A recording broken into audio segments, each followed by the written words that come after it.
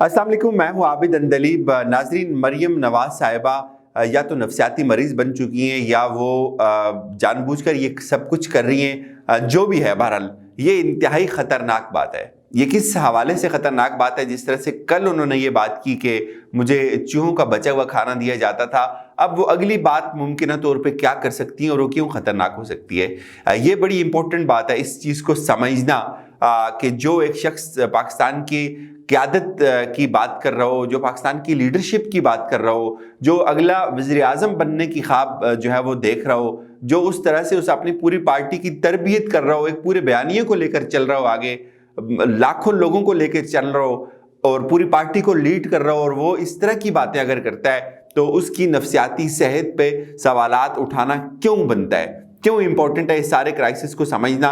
एक वाक़या उन्होंने शेयर किया जी कि मुझे जो है वो जेल में चूहों का बचा हुआ खाना दिया जाता था। बज़ात खुद ये कितनी मुज़हिका खेज़ बात है। फिर उन्होंने कहा जी कि मेरे कैमरे लगाए गए थे। आगे वो क्या कह सकती हैं, इस पे डिस्कस करने से पहले मैं आपको एक वाक़या सुनाता हूँ। ये मैं आपको हू बहू जिस तरह से मैंने सुना, मैं कोट एंड कोट आपको बता रहा हूँ कि कितनी सज़ाएँ दी जाती थी बेनज़ीर भुट्टो साहिबा को नवाज शरीफ साहब के दौर में।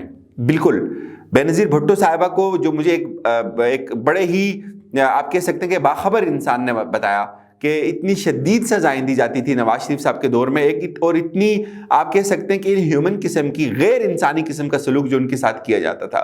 उसकी मैं आपको छोटी सी एक चीज़ बताता हूँ, आप हैरान रह जाएंगे कि ये मियां नवाज शरीफ साहब की ज़ाती इमा पे होता था ये सब। जी बिल्कुल हुआ ये नाजरीन के वो किसी जेल में थी और वो प्रेग्नेंट थी बेनज़ीर भुट्टो साहिबा, और नवाज शरीफ साहब की जो टीम थी जो उनको मेंटली तौर पे टॉर्चर करने पे तुली हुई थी, वो क्या करते थे, ये मैंने सुना है, जो मेरे सोर्सेज ने मुझे बताई ये बात कि बेनज़ीर साहिबा को जो है वो जब हामला थी और उनको जब जेल से अदालत में पेश किया जाता था तो जानबूझ के उनकी गाड़ी जो है ना वो स्लो कर दी जाती थी। कई कई घंटे उनको गाड़ी में बंद रखा जाता था, उनकी गाड़ी सड़कों पर फिरती रहती थी। और यही मैंने सुना, अल्लाह माफ़ रखे मुझे, कि ये जो प्रेग्नेंट औरतें होती हैं इनके लिए बड़ा मुश्किल होता है यूरिन को कंट्रोल करना, और इतना उनको घुमाया जाता था कि उनका पेशाब उस वक्त तक उनको गाड़ी से नहीं उतारा जाता था जब उनका पेशाब जो है वो नहीं निकल जाता था। ये हुआ, ये मैं आपको बता रहा हूँ, बड़े बावसूख ज़राए ने मुझे बताया। ये उनको सजा दी जाती थी। उनकी जो वीडियो फुटेजेस आती हैं, जिस तरह से वो बच्चों को उठाकर अदालत में पेश हो रही होती हैं सख्त गर्मी में, वो भी सबके सामने है। तो कभी उस लीडर ने ये बात नहीं की कि मेरे साथ ये हो गया और मेरे साथ ये हो गया, मेरे साथ ये हो गया। और यहाँ गुफ्तगू क्या हो रही है कि मुझे चूहों का बना जो है वो बचा हुआ खाना दे दिया जाता था। आप ये देखें कि लीडर एक प्रोसेस से बनता है। लीडर जब आगे बढ़ता है तो वो बहुत सारी सोबतें भी उठाता है। मैं आपको बड़ी एग्जांपल्स दे सकता हूँ, नेल्सन मंडेला की, माओ की, स्टॉलिन की, जिन लोगों ने कितनी तकालीफ उठाई और वो यहाँ तक पहुँचे। और ये क्या बात हुई कि मुझे चूहों का बचा हुआ खाना दिया जाता था। अब इस बात को सोचें, मरियम साहिबा जो है वो जेल में थी। पहली तो बात यह है कि ये इतना बहुत बड़ा झूठ है कि खाना इनका सारा घर से आता था। और दूसरी बात आप ये सोचें, उनसे सवाल है कि क्या जेल में इंसान होते हैं या चूहे होते हैं, और फिर चूहों के लिए कौन सा खाना पकता है भाई? कौन सी अक्ल इस बात को तस्लीम करती है कि कोई खाना ऐसा हो, कोई ऐसी डिश तैयार, कोई ऐसी जगह हो जहाँ कोई ऐसी डिश तैयार की जाती हो जहाँ पे जो है वो चूहों को सबसे पहले जो है वो पेश किया जाता हो और जो वो खा के बचा लें और उसके बाद जो है वो इंसानों को दिया जाता हो। अच्छा, ये इस कदर नफसियाती इलामात हैं, ये इस कदर सवेर किस्म की नफसियाती इलामात हैं। लिटरली इसमें जो है वो उनको, उनके मशीरों को, उनको चाहिए कि उनकी थोड़ी सी साइकोलॉजिकल ट्रीटमेंट करवाएं। वो तो बिल्कुल नफसियाती मरीज बन चुकी हैं, कल को वो कुछ और भी कह सकती हैं। फिर आप सवाल ये है कि आपको कैसे पता चल गया? आप तो घर का खाना खाते थे कि ये खाना जो है वो चूहों का बासी खाना है। अब फिर सवाल ये है कि आपने इससे पहले ये कहा जी कि मेरी जेल में जो है वो कैमरे लगाए गए हुए थे। अब उनसे कोई ये पूछे कि आज वो ये कह रही है कि चूहों का खाना, अब वो ये कह रही है कि मेरी जेल में जो है वो कैमरे लगाए गए थे, ये सब कुछ जो है वो हमारे साथ किया गया, और कल को पता नहीं वो क्या कुछ कह सकती हैं कि मेरे साथ पता नहीं और क्या कुछ, अल्लाह माफ़ करे, वो हो गया। अब ये सारी बातें जेल से निकले हुए उनको 5-6 महीने तो हो गए होंगे, ये सारी बातें उनको आज क्यों याद आई? ये सारी बातें उनको बार बार वक्त गुजरने के साथ साथ क्यों याद आती हैं? उस दिन एक और इस तरह की अजीब उन्होंने बात की कि हुकूमत ने मुझे क्यों नहीं बताया कि मेरी दादी अम्मा की डेथ हो गई है। वो जलसे में हुकूमत के खिलाफ वो जलसा कर रही हैं اور جلسے سے پہلے وہ ایک جگہ پہ تعزیت کے لیے بھی گئی ہوئی ہیں. پورے سٹیج پہ بیٹھے ہیں وہ لوگ, اور سٹیج پر بیٹھ کر ان کے ٹویٹر ہینڈل سے لائیو جو ہے وہ ٹرانسمیشن چل رہی ہے, اس جلسے کی کوریج ہو رہی ہے. لیکن ان کا سوال یہ کہ حکومت نے مجھے کیوں انفارم نہیں کیا. آپ مجھے یہ بتائیں, اب اگر اس لیڈر کی تھوڑا سا بھی اس کو شعور ہو, تھوڑی سی بھی عقل سے وہ کام لے, وہ سب سے پہلے یہ بات سوچے کہ کیا ان کی جو دادی اماں ہیں وہ کسی سرکاری تحویل میں تھی, کسی سرکاری ہاسپٹل میں ان کی ڈیتھ ہوئی, کیا ان کی ڈیتھ کو ڈکلیئر کرنا کیا ایک سرکاری اعلان ہونا تھا. پھر ان سے یہ سوال ہونا چاہیے کہ اگر جو ایک لیڈر بننے کا خواب دیکھ رہی ہے, اس کی اپنی عقل اتنی ہے کہ کیا یا تو وہ خود جیل میں تھی کہ اس کو کوئی سرکاری نمائندہ جاتا کہتا جی آپ کی دادی اماں کی ڈیتھ ہو گئی, آپ کو اطلاع دی جاتی ہے.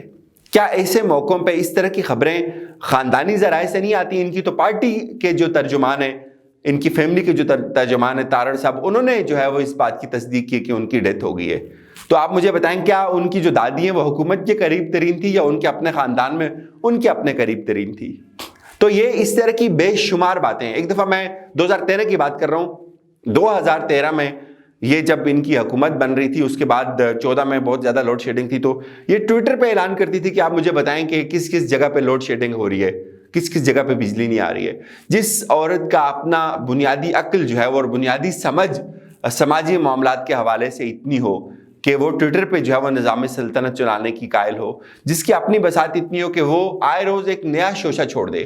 پہلے انہوں نے کہا جی کہ آپ نے ہمارے جیلوں میں کیمرے لگائے ہوئے تھے, پھر انہوں نے کہا جی آپ نے ہمیں اطلاع نہیں دی, پھر انہوں نے کہا جی کہ آپ نے جو ہے ہمیں چوہوں کا کھانا دے دیا.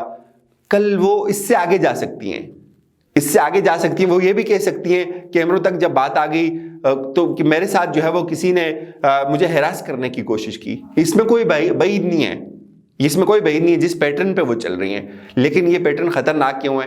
وہ اپنے کارکنوں کی ایک تربیت بھی کر رہی ہوتی ہیں, وہ اپنے کارکنوں کو ایک چیز بتا بھی رہی ہوتی ہیں. یہ خطرناک چیز ہے.